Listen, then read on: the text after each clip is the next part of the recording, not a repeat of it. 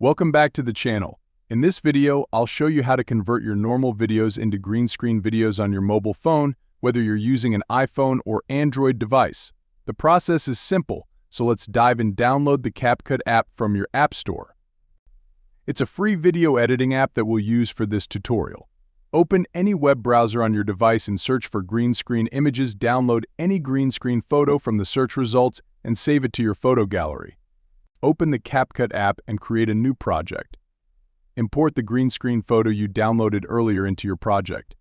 Adjust the length of the green screen photo to match the duration of your video. Now import the video you want to convert into a green screen video. Click on Overlay, Add Overlay, and select your video from your device. Adjust the length and position of your video to fit within the green screen frame.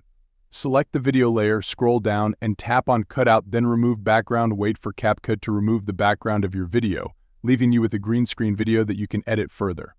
Customize and edit your green screen video as desired. Once you're satisfied with the edits, export your video. That's it.